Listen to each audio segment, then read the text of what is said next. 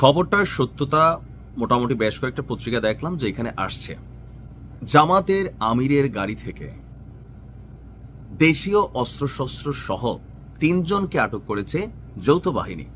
এখন জামাতের একজন আমির, তবে কেন্দ্রীয় জামাতের আমির ডাক্তার শফিকুর রহমান না, তিনি হচ্ছেন আপনার যেই এলাকা আমরা যদি বলি সেটা হচ্ছে মেহেরপুর জেলা জামাতের আমির। ওনার গাড়িতে পার্সোনাল যে ব্যবহৃত গাড়ি নোয়া, এই নোহা গাড়িতে আপনার ধারালো চাইনিজ কুড়াল, দেশীয় অস্ত্রশস্ত্র নিয়ে 3 জন কর্মীকে আটক করেছে যৌথ বাহিনী। এর মধ্যে সাংবাদিক ইলিয়াসের যে বাংলা এডিশন আছে, সেই বাংলা এডিশনের যে জেলা প্রতিনিধি মেহেরপুরের, সেও কিন্তু এখানে এই মেশিনারি সহ আটক হয়েছে।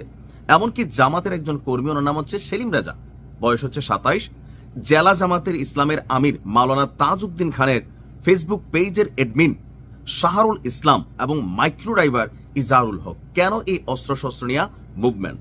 তাদের তো সরকারিভাবে যে লাইসেন্স করা পিস্তল বা ব্যক্তিগতভাবে যেটা পায় সেটাই থাকার কথা, কিন্তু কেন এই জিনিসগুলো নিয়ে তারা গাড়িতে চলাফেরা করছে? দেশ রূপান্তর থেকে শুরু করে অনেকগুলো গণমাধ্যমে নিউজটা আসছে। এখন প্রেক্ষাপটটা কি ছিল? 26শে জানুয়ারি সকালে শহরের হোটেল বাজার 4 রাস্তার মোড়ে যৌথ বাহিনীর চেকপোস্ট আপনার একটা সেখানে বসানো হয়।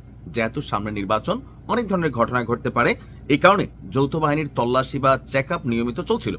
তো সেই চেক আপের সময় এই মেহেরপুর জেলা জামাতের যিনি আমির আছেন তার গাড়িটা সামনে পড়ে। মেহেরপুর থানার পুলিশের যিনি উপপরিদর্শক আছেন BM রানা, তিনি বলছেন যৌথ বাহিনীর নিয়মিত চেকপোস্টের অংশ হিসাবে সব গাড়ি চেক করা হচ্ছিল। এ সময় সাদা রঙের নোয়া, ঢাকা মেট্রো চ 194146 রেজিস্ট্রেশন নাম্বার গাড়ির এই গাড়িটি চেক করা হলে গাড়ির ভেতরে 3টা ফোল্ড ডাবল স্টিক, একটি বিদেশি কুড়াল, একটি ইলেকট্রিক শকার, একটি প্লাস, 3টি ওয়াকিটকি, 4টা চার্জার এবং একটা হ্যান্ড মাইক উদ্ধার করা হয়। পরে নির্বাহী ম্যাজিস্ট্রেটের উপস্থিতিতে আটক অস্ত্রশস্ত্র এবং মাইক্রোবাসটি জব্দ করা হয়। গতকাল রবিবার জামাত ইসলামের কেন্দ্রীয় আমির ডাক্তার শফিকুর রহমান মেহেরপুর সফরে গেলে তার আগে এই ঘটনায় নড়েচড়ে বসে আইন শৃঙ্খলা বাহিনী।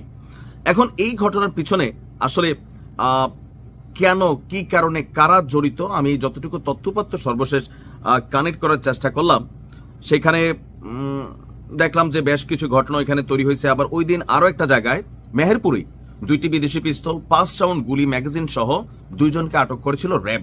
আটককৃত হলো কুষ্টিয়ার সিদ্দিক আলীর ছেলে সোহাগ হোসেন গিট্টু, একই গ্রামের ভাঙাপাড়া এলাকার দিদাল মণ্ডলের ছেলে মিশন ইসলাম।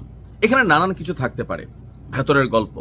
তবে জামাত আমিরের গাড়িতে এই অস্ত্র আটক নিয়ে পরবর্তী সময় তাকে প্রশ্ন করার জন্য সাংবাদিকরা ফোন দিলে যোগাযোগ করা সম্ভব হয়নি। এ নিয়ে পুরো সোশ্যাল মিডিয়ায় উত্তাল যে জামাতের আমির, তিনি কিন্তু মূল যে কেন্দ্রীয় আমির ডাক্তার শফিক সাহেব না, তিনি হচ্ছেন মেহেরপুরের যিনি জেলা জামাতের আমির আছেন। এখন যেহেতু গাড়িটা তার, সো এই ক্ষেত্রে জবাবদিহিতা তার উপরেই বর্তায়। বিষয়টা নিয়ে নিশ্চয়ই জামাতের যারা নেতাকর্মীরা আছেন ফোকাস করবেন। তবে সারা বাংলাদেশে সব জামাতের যে নেতাকর্মী সবাই যে সাধু বা খুবই ধরেন আল্লাহ ওয়ালি বা আল্লাহওয়ালা তা না, 2-4 জন কিন্তু এরকম আছেন যারা বিভিন্নভাবে ঘটনা কিন্তু ঘটাইতেও পারেন, এখানে কাউকে বাদ দেওয়া যাচ্ছে না।